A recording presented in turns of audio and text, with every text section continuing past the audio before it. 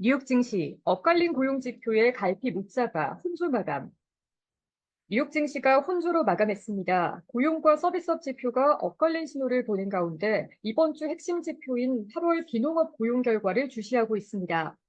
뉴욕 증권거래소에서 다우존스 30 산업평균 지수는 전장보다 219.22포인트, 0.54% 하락한 4755.75의 거래를 마감했습니다.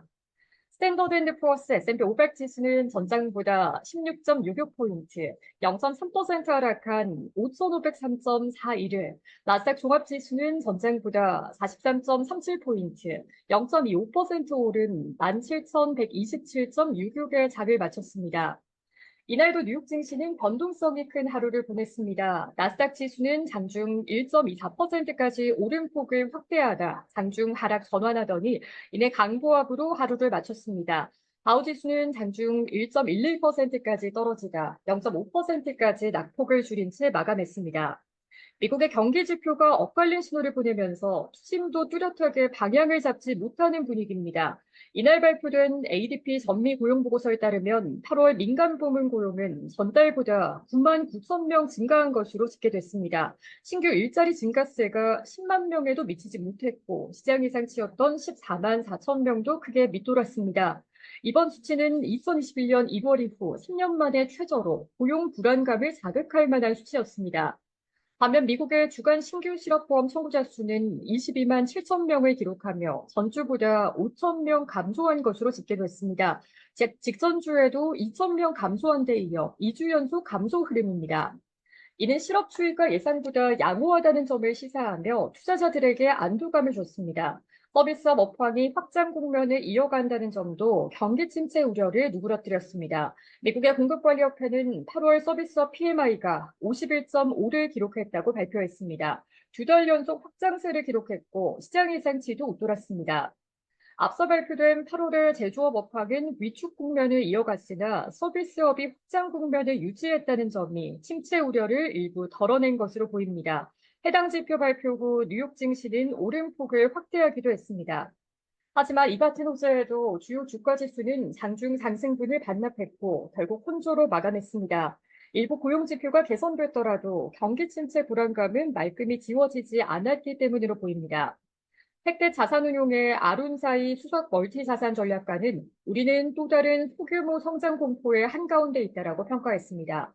저버트 파이낸셜의 마크 말렉 최고 투자 책임자는 매우 좁은 박스권이라며 내일 예상에서 크게 벗어나면 어느 쪽으로든 꽤 큰 움직임을 볼 수 있을 것이라고 말했습니다.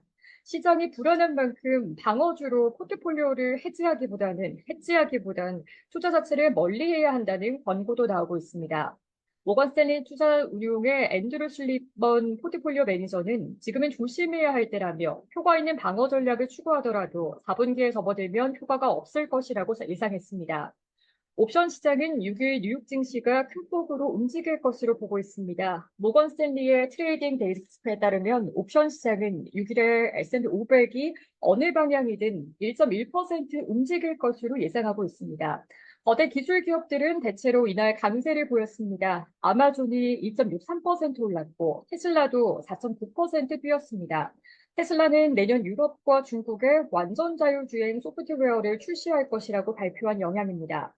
엔비디아는 법무부가 반독점법 위반 혐의로 조사를 진행 중인 가운데 소환장이 발부됐다는 소식이 전날 주가를 끌어내렸으나 젠슨 후황 최고 경영자가 소환장을 받은 일이 없다고 밝힌 후 소폭 반등했습니다. 반면 AMD가 마이너스 1.02%, ASML이 마이너스 1.96% 등 인공지능 및 반도체 관련주는 전반적으로 약세를 보였습니다. 일라이릴리가 3.55% 떨어지고 아스트라제네카도 3.21% 밀리는 등 제약주가 큰 폭으로 밀렸습니다. 버라이즌이 200억 달러 규모로 인수할 것이라고 발표한 뒤 프론티어 커뮤니케이션스의 주가는 9.5% 하락했습니다. 인수 가격이 전날 장 마감가보다 낮았기 때문입니다. 미국의 항공사 제트블루는 3분기 수익에 대한 실적 가이던스를 높인 뒤 7% 넘게 뛰었습니다.